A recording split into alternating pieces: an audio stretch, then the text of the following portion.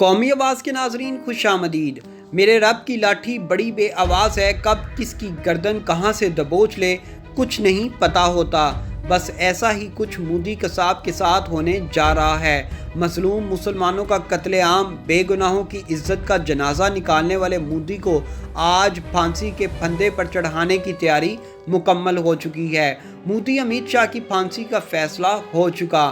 بابری مسجد کی شہادت کے بعد رام مندر کا سنگ بنیاد رکھنے پر بھارتی مسلمانوں نے مودی سرکار کے دھڑن تختے کا فیصلہ کر لیا ہے، جبکہ دوسری طرف کویت سمیت عرب ممالک بابری مسجد کا مقدمہ عالمی عدالت انصاف میں لے جا چکے ہیں، جس کے بعد اس بات کا قوی امکان ہے کہ مودی کو دہلی فسادات اور بابری مسجد کی جگہ رام مندر کا سنگ بنیاد رکھنے پر پھانسی تک کی سزا سنائی جا سکتی ہے۔ اور اگر ایسا نہ بھی ہوا تو مودی کو عالمی عدالت انصاف کی طرف سے اپنی حکومت سے دستبردار ہونا پڑے گا۔ اقوام متحدہ نے متنازع شہریت بل کو لے کر اہم فیصلہ سنا دیا ہے۔ ہندو دھرم کی سوچ نے مودی کو کہیں کا نہ چھوڑا۔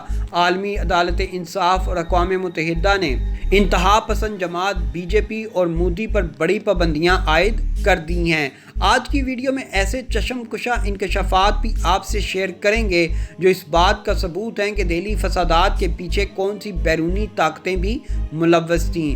ملک کی 72 معزز شخصیتوں کا صدر جمہوریہ رام ناتھ کووند کو بھی مودی اور امیت شاہ کے خلاف کارروائی کے لیے خط لکھ دیا گیا ہے۔ دوستو، ویڈیو میں آگے بڑھنے سے قبل اگر آپ نے قومی آواز کو ابھی تک سبسکرائب نہیں کیا تو اسے سبسکرائب اور بیل آئیکن پر کلک ضرور کریں، کیونکہ یہ میری اور آپ کی نہیں بلکہ پوری قوم کی آواز ہے۔ نریندر مودی جہاں حکومت کریں بھلا وہاں فرقہ وارانہ فسادات نہ ہوں، یہ کیسے ممکن ہے؟ دہلی میں فروری کے مہینے میں ہونے والے مسلم کچھ فسادات کے تعلق سے شروع سے ہی ایسی رپورٹیں آ رہی تھیں کہ یہ فرقہ وارانہ فساد نہیں تھا بلکہ CAA کی مخالفت کرنے کی سزا تھی جو مسلمانوں کو دی گئی۔ یہ اپنے آپ پھوٹ پڑنے والا فساد نہیں تھا بلکہ منظم اور جامع منصوبہ بندی کا نتیجہ تھا۔ ایسا فساد کہ محض دہلی اور ہندوستان کی نہیں بلکہ ساری دنیا میں اس فساد کا شور مچ گیا۔ سچ تو یہ ہے کہ 3 دن یعنی تقریباً 72 گھنٹوں تک شمال مشرقی دہلی جلتی رہی اور دہلی پولیس، کیجریوال کی دہلی حکومت اور مودی کی مرکزی حکومت تینوں اس فساد کے خاموش تماشائی بنے رہے۔ 24 فروری سے 26 فروری تک یہ عالم تھا کہ اس علاقے میں آگے پولیس ہوتی تھی اور پیچھے پیچھے بلوائی آگ و خون کی ہولی کھیلتے چل رہے ہوتے تھے۔ اس پہ کوئی حیرت ناک بات نہیں تھی کیونکہ دہلی کے حالیہ فساد بالکل گجرات ماڈل پر ہی تھے۔ جیسے گجرات میں سن 2002 میں وہاں کی مودی حکومت کے دوران 3 دنوں تک پولیس نگرانی میں مسلم نسل کشی ہوتی رہی اور پولیس خاموش تماشائی بنی رہی، ویسے ہی دہلی میں بھی پولیس کی موجودگی اور ان کی زیر نگرانی 3 دن تک دنگائی قتل عام مچاتے رہے۔ گجرات ہی کی طرح ہندو فرقہ کے مکانوں اور دکان پر بھگوے جھنڈے لگا دیے گئے تھے تاکہ بلوائی محض مسلمانوں کی املاک کو نقصان پہنچائیں، اور ہوا بھی یہی۔ گجرات ہی کی طرح دہلی کے اس علاقے میں بھی مساجد اور مزارات پر حملے ہوئے اور اس طرح دنگوں کا گجرات ماڈل دہلی پہنچ گیا۔ صرف دونوں جگہوں کے دنگوں میں فرق صرف اتنا تھا کہ گجرات میں 2000 سے زیادہ افراد کے موت کے گھاٹ اتارا گیا تھا جبکہ دہلی میں 50 کے قریب لوگوں کو موت کے گھاٹ اتارا گیا۔ دہلی فسادات کے سلسلے میں اقلیتی کمیشن کی چشم کشا رپورٹ میں اہم انکشافات کیے گئے ہیں۔ فسادات کے ختم ہونے کے بعد جب پولیس نے اس کی جانچ کا سلسلہ شروع کیا تو اس میں بھی جانبداری کا مظاہرہ ہوتا رہا۔ گرفتاریوں میں بھی تعصب کی کارفرمائی رہی اور زیادہ تر مسلمانوں کو ہی گرفتار کیا گیا۔ بی جے پی کے بعض رہنماؤں کے مبینہ اشتعال انگیز بیانات نے فساد کی آگ بھڑکائی تھی۔ 3 روز تک مسلسل کشت و خون کا بازار گرم رہا اور حکومت اور پولیس خاموش تماشائی بنی رہی۔ فساد کے دوران پولیس کا رول بھی سوالوں کے گھیرے میں رہا۔ فساد کے دوران اور اس کے بعد کی رپورٹنگ میں پولیس کی جانبداری کو کھل کر بے نقاب کیا جاتا رہا۔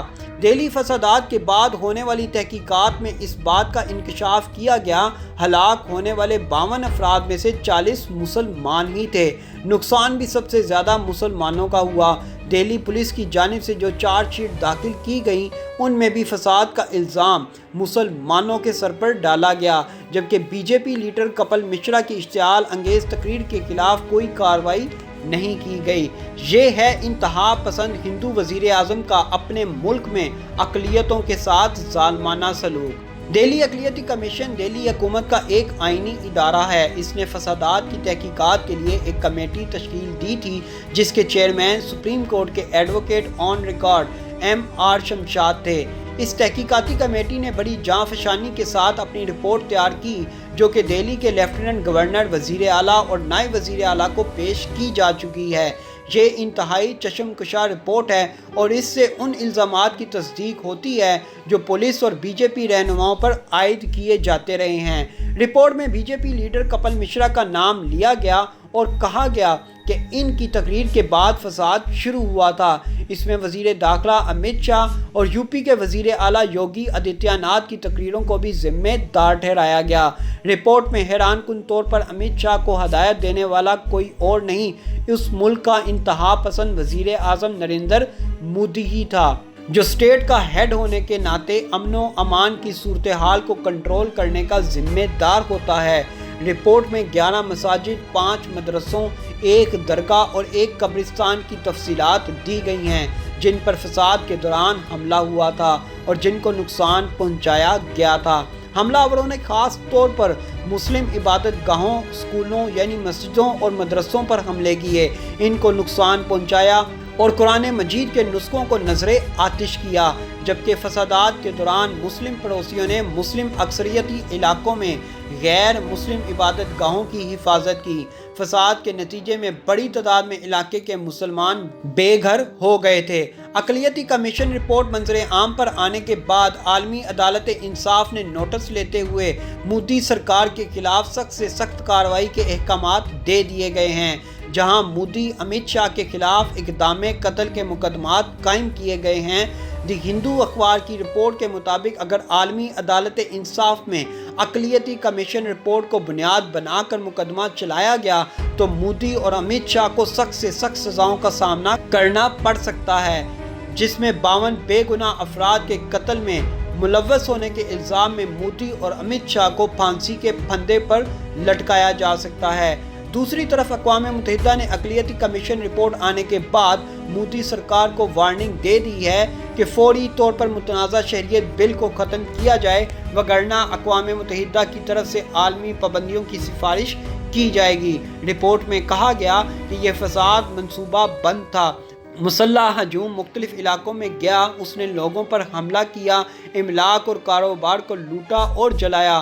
ہجوم نے جے شری رام، ہر ہر مودی، مودی جی کاٹ دو ان ملوں کو، آج تمہیں آزادی دیں گے وغیرہ جیسے نعرے لگاتے ہوئے مسلمانوں، ان کے گھروں، ان کی دکانوں، ان کی گاڑیوں اور مساجد وغیرہ اور دیگر املاک پر چن چن کر حملہ کیا۔ رپورٹ میں انکشاف کیا گیا کہ تحقیقات کے دوران بے شمار چشمدید گواہوں کے بیانات لیے گئے۔ گواہوں نے بتایا کہ ہجوم میں بڑی تعداد میں بیرونی افراد شامل تھے، لیکن ان میں کچھ مقامی افراد بھی شامل تھے جن کو متاثرین پہچان سکتے ہیں۔ ہجوم لاٹھیوں، لوہے کی سلاخوں، آنسو گیس کے گولوں، گیس سلنڈروں اور آتشی اسلحوں سے لیس تھا۔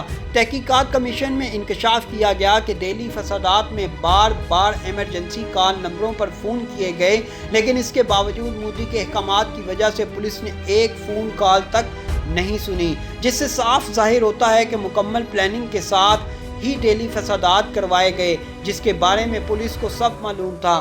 کمیٹی نے اپنی سفارشات بھی پیش کی ہیں اور حکومت سے ان پر عمل کرنے کی اپیل کی ہے۔ کمیٹی نے ہائی کورٹ کے کسی سبکدوش جج کی سربراہی میں ایک کمیٹی کے قیام کی سفارش کی ہے جس میں 5 ارکان ہوں۔ کمیٹی نے سفارش کی ہے کہ تمام متعلقہ معاملات میں FIR کے مناسب اور فوری رجسٹریشن کو یقینی بنایا جائے، جہاں شکایات کو ابھی تک FIR میں تبدیل نہیں کیا گیا۔ تعزیرات ہند کی دفعہ 164 کے تحت متاثرین کے بیانات کی ریکارڈنگ کو یقینی بنایا جائے۔ دہلی گواہ پروٹیکشن اسکیم کے مطابق گواہ اور متاثرین کے تحفظ کو یقینی بنانے کی ہدایات بھی جاری کی گئی ہیں۔ تحقیقاتی ٹیم کی سفارشات حقیقت پر مبنی ہیں۔ آپ یقین کریں اگر ان سفارشات پر منوعاً عمل کیا گیا تو یقیناً مودی، امت شاہ جو اس وقت کے وزیر اعظم اور وزیر داخلہ تھے کو پھانسی کے پھندے سے کوئی نہیں بچا سکتا۔ ایسی مزید معلوماتی ویڈیوز دیکھنے کے لیے قومی آواز کو سبسکرائب اور بیل آئیکن پر کلک ضرور کریں، کیونکہ یہ میری اور آپ کی نہیں بلکہ پوری قوم کی آواز ہے۔